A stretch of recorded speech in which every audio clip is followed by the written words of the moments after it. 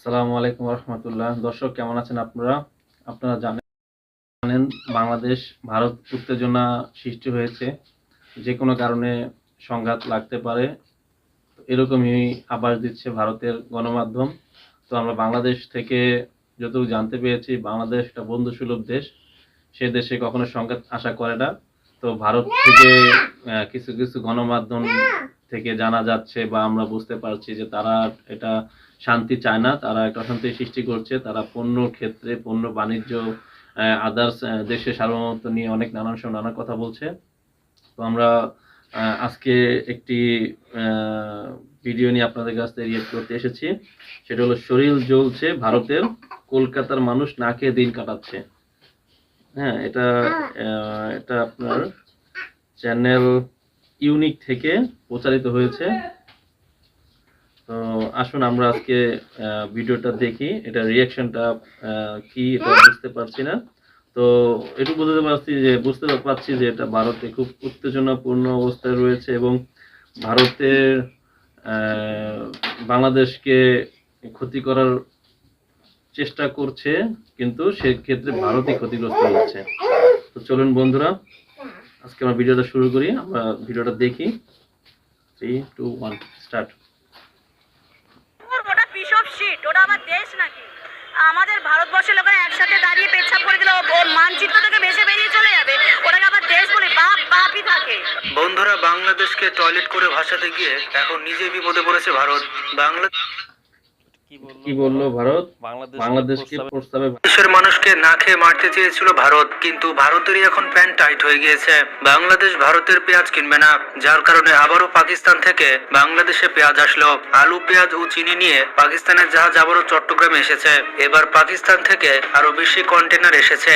শেখ হাসিনা সরকারের পতনের পর বাংলাদেশ ও পাকিস্তানের সম্পর্ক যেন আরো মজবুত হয়ে উঠছে। এর আগে পাকিস্তান থেকে এসেছিল পেঁয়াজ, এবার পাকিস্তান থেকে আসলো চিনি এবং খনিজ পদার্থ। পাকিস্তান থেকে প্রায় 1056টি কন্টেনার এসেছে।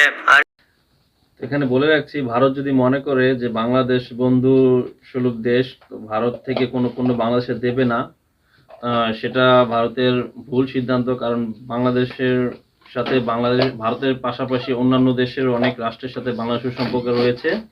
তো সেক্ষেত্রে আমরা আশা করি যে ভারত যদি আমাদের কোনো পণ্য না দেয়, সেক্ষেত্রে অন্যান্য কূটনীতিকের মাধ্যমে অন্যান্য দেশের থেকে আমরা সেটা অর্জন করতে পারবো। দিকে গা জ্বলে যাচ্ছে ভারতের। ভারত কিন্তু বিশাল বাজার হারাতে চলেছে। শুধুমাত্র তাই নয়, বাংলাদেশ এবং পাকিস্তান দিন দিন শক্তিশালী হয়ে ওঠায় বিশাল টেনশনে আছে ভারত। পাকিস্তানের করাচি বন্দরের সঙ্গে চট্টগ্রাম বন্দরের যোগাযোগ হয়েছিল গত নভেম্বর মাসে, আর ডিসেম্বর মাসের 20 তারিখে পাকিস্তানের এই বিশাল জাহাজটি বাংলাদেশের জলসীমায় প্রবেশ করে। তবে জাহাজটির কন্টেনার খালাস এবং বাকি কাজ করা হবে 2-3 দিন পরে। পাকিস্তান থেকে সব থেকে বেশি এসেছে পরিশোধিত চিনি। মোট 285 কন্টেনারে 1,70,000 ব্যাগ চিনি আনা হয়েছে। এই চিনির পরিমাণ 7,500 টন। আর এটা দেখার পর নরেন্দ্র মোদীর মাথায় হাত। এতগুলো চিনি বাংলাদেশে আমদানি করেছে প্রাণ আরএফএল গ্রুপ। এর পাশাপাশি আইসক্রিম কোম্পানি স্যাভয় রয়েছে। চিনির পরে পাকিস্তান থেকে সব থেকে বেশি এসেছে ডলামাইট। ডলামাইট আমদানি করা হয়েছে 171টি কন্টেনারে। কাঁচা শিল্পে ব্যবহার করার জন্য এই র ম্যাটেরিয়াল এনেছে নাসির প্লাস এবং আকিজ গ্রুপ। এছাড়া পোশাক কারখানাগুলো এনেছে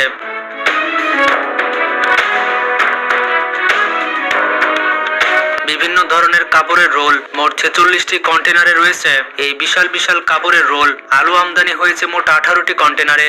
এছাড়া 20টি কন্টেনারে রয়েছে আখের গুড়। ব্যবসায়ীরা ও শিপিং এজেন্টরা বলছেন, যদি এই বাণিজ্য লাভজনক হয় তাহলে এই রুটে নিয়মিত জাহাজ চলাচল করবে। নতুন এই রুটের ব্যবসায়ীদের আগ্রহ বাড়ছে। গত 14 নভেম্বর প্রথমবারের মতো করাচি বন্দর থেকে ওই জাহাজটি চট্টগ্রাম বন্দরে আসার খবরে ভারতে কিন্তু ব্যাপক তোলপাড় শুরু হয়েছে।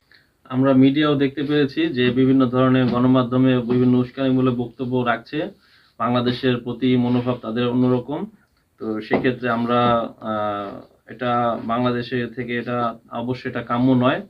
তো ভারতের এটা বোঝা উচিত যে বাণিজ্যিক আমদানি রপ্তানি সেটা বিষয়টা এক, এবং বাংলাদেশ এবং ভারতের যে সুসম্পর্ক রয়েছে সেটাও আমাদের এটা মনে রাখা উচিত। তো সেক্ষেত্রে দ্বন্দ্ব লাগানোর মতো কোনো বক্তব্য আমরা না দিই। রিপাবলিক বাংলা দেখিয়েছিল পাকিস্তান থেকে নাকি বিভিন্ন অস্ত্র এসেছে। বাংলাদেশে পাকিস্তানের অস্ত্র ঢুকছে, বাংলাদেশে অস্ত্র সরবরাহ করছে পাকিস্তান, যে পাকিস্তান খেতে পায় না। আর ভারতের মানুষ এটা শুনে তো প্যান্টে হিসু করে দিয়েছিল। ভারতের মিডিয়াগুলো পাকিস্তানের জাহাজ নিয়ে যা ইচ্ছা তাই বলেছিল, এমনকি ঠাকুমার ঝুলির গল্প বানিয়েছিল। পরে জাহাজ খুলে দেখা যায় মিসাইলের সাইজে বড় বড় আলু পেঁয়াজ ছিল। আসলে ভারতের মানুষ আলু পেঁয়াজ দেখে ভয় পেয়ে গিয়েছে। তাহলে যদি পাকিস্তান থেকে সত্যি সত্যি মিসাইল আসে তাহলে ভারতের মানুষের যে কি অবস্থা হবে আমি সেটাই বুঝতে পারছি না। এমনকি বাংলাদেশের স্বরাষ্ট্র উপদেষ্টা বলেছেন, আমরা স্বাধীন দেশ হিসেবে কার সাথে ব্যবসা করব সেই সিদ্ধান্ত একান্তই আমাদের। মানে বাংলাদেশের সব কাজে মাথা ঢুকাতে হবে ভারতকে, আর এই মাথা ঢুকাতে গিয়ে বিপদে পড়েছে পশ্চিমবঙ্গের মানুষেরা। বর্তমানে বাংলাদেশি নাগরিকদের উপস্থিতি কমে যাওয়ায় সেখানকার ব্যবসা বাণিজ্যে ধস নেমেছে। মিনি বাংলাদেশ জুড়ে চলছে হাহাকার। স্থানীয় ব্যবসায়ীরা বলেছেন, এভাবে চলতে থাকলে কিছুদিনের মধ্যে তাদের প্রতিষ্ঠান বন্ধ করে দিয়ে পথে নামতে হবে। কথায় আছে যে কারোর জন্য গর্ত খুললে সে গর্ত নিজে পড়তে হয়, তো ভারতের অবস্থা ঠিক সেরকম হয়েছে। বিজেপি নেতা শুভেন্দু বাংলাদেশকে নিয়ে উল্টাপাল্টা কথা বলেছে। সে 3 বাটি মাংস খেয়েও তার হুঁশ এলো না। সে তার বক্তব্যে বলেছে বাংলাদেশের মানুষদের নাকি সেই অবস্থা হবে যেমনটা অবস্থা হয়েছে পাকিস্তানি রাজাকারদের। বাংলাদেশের এই মোল্লাগুলো, মৌলবীগুলো, এদেরও পাকিস্তানের রাজাকারের যে হালত হয়েছিল সেই হালত। এটা হিন্দু এবং মুসলমানের দাঙ্গা লাগানোর মতো কথা সৃষ্টি করা হয়েছে। কি আর বলবো, 3 বাটি গরুর মাংস খেয়েও এই ব্যাটার বুদ্ধি এখনো বাড়েনি। নিজের দেশের খেটে খাওয়া মানুষদের হাতে এই শুভেন্দু বাস ধরিয়ে দিয়েছে। এদের মতো রাজনৈতিক নেতাদের জন্যই গরিব মানুষেরা না খেয়ে মরে। দেখুন এই ব্যক্তি শুভেন্দু সম্পর্কে কি বলছে। সে শুধুমাত্র ভোট পাওয়ার জন্য এসব কিছু করছে। শুভেন্দু কে? শুভেন্দু না রাজ্য সরকারের কেউ, না কেন্দ্রীয় সরকারের কেউ। ও একটা লুম্পেন, নাচানাচি করে এখানে সাম্প্রদায়িক সম্প্রীতি নষ্ট করবে, জয় শ্রীরাম ধ্বনি দিয়ে উত্তেজনা করবে। শুধু ওর মুখ্যমন্ত্রী হওয়ার স্বপ্ন।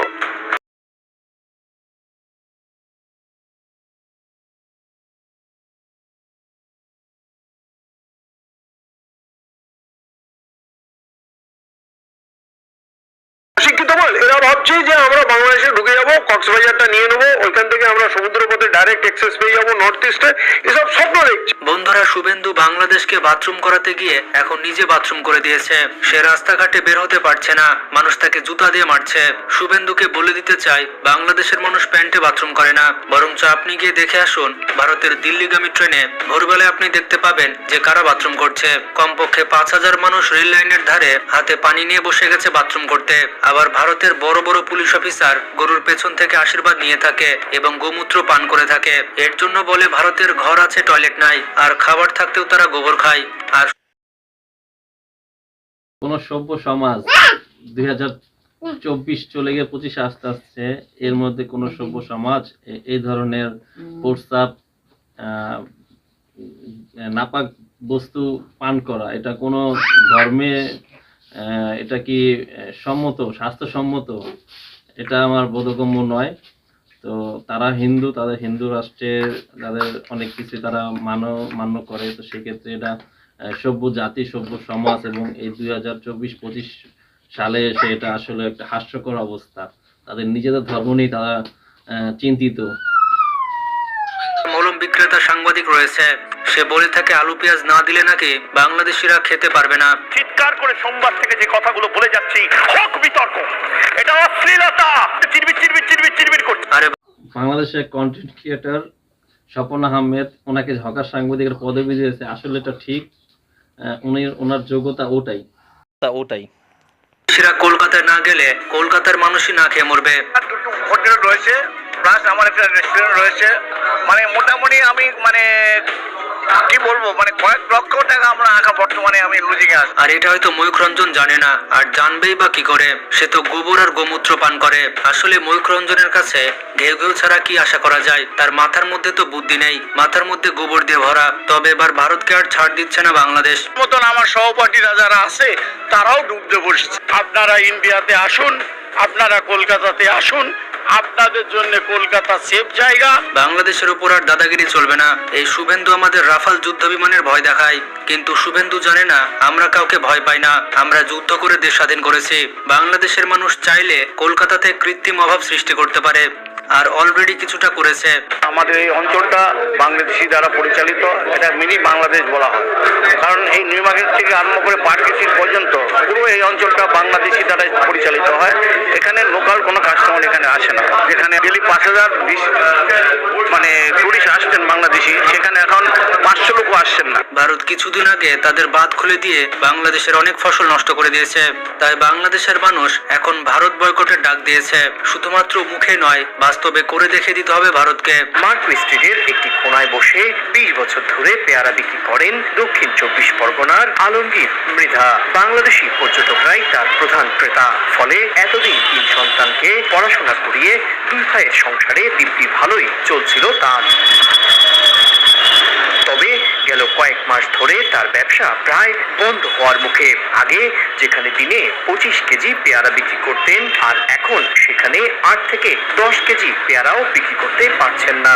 বাংলাদেশের মানুষ এখন দেখিয়ে দিচ্ছে যে ভারতের পণ্য ছাড়া বাংলাদেশের মানুষ খুব আরাম আনন্দে থাকতে পারে। কারণ আপনারা দেখতে পাচ্ছেন পাকিস্তান জাহাজের পর জাহাজ পেঁয়াজ আলু চিনি পাঠাচ্ছে। বাংলাদেশ হচ্ছে গার্লফ্রেন্ডের মতো, একটা বয়ফ্রেন্ড যাবে তো আর একটা আসবে।